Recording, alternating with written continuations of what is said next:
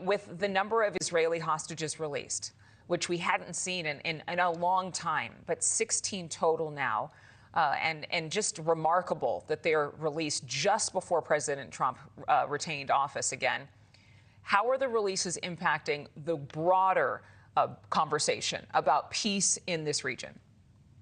Well, Adrian, obviously they like to see, Israel likes to see the releases. It's been motivating, but of course today, when they see 3 hostages released who, looked as if they'd been tortured, definitely had lost a tremendous amount of weight, which does happen with prolonged activity. I would point out that if you look at our POWs that came back after being held for years in Vietnam, and by North Vietnamese, and also if you look at World War II with the Japanese POWs, they too came back looking very gaunt. And I should mention on the Geneva Convention, those holding hostages only have to provide sufficient food for them, equivalent to what they're getting, and food insufficiency has been a big issue.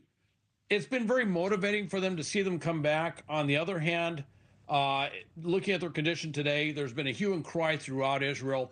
We have got to accelerate this. We have got to move to the next phase. We have got to get all our hostages back because they're afraid that there'll be more hostages that won't survive. I want to get to what everybody was talking about this week and the controversial plan for America to take over Gaza. Let's listen to what he said during the visit with the Prime Minister of Israel this week. The U.S. will take over the Gaza Strip, and we will do a job with it, too. We'll own it and be responsible for dismantling all of the dangerous unexploded bombs and other weapons on the site, level the site, and get rid of the destroyed buildings. We have an opportunity to do something that could be phenomenal.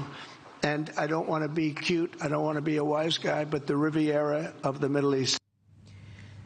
And you heard him there call it the Riviera of the Middle East. There are some who have taken those comments and ran with them and implied that, this is nothing more than a big real estate deal for President Trump, who obviously has done a lot of real estate in his career. But on the other hand, if you listen to some of the things that he said and others who actually, like Speaker Johnson, who are supporting him, it's really about making this a safe space, which it is not right now. 90% of housing is obliterated. What are your thoughts, and what do you think will happen as a result of these strong comments?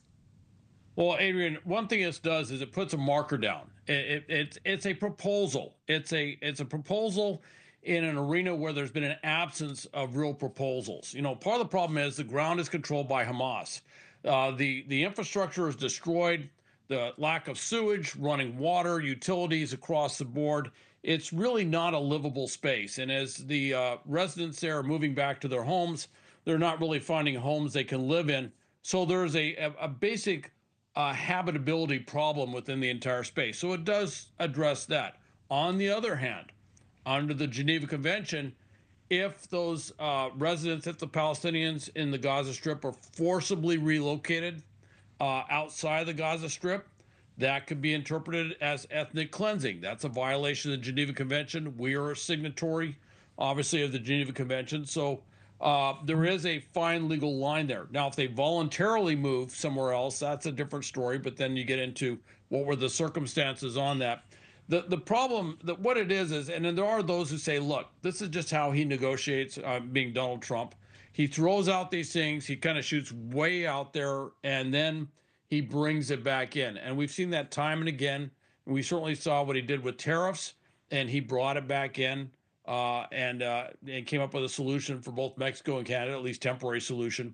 And that is his track record of doing things like that. So it's really tough to tell, is this really a serious in-state proposal, or is this the beginning of a negotiation and trying to kind of bring forth some other options out there from some of the neighboring states like Saudi Arabia, Egypt, and Jordan?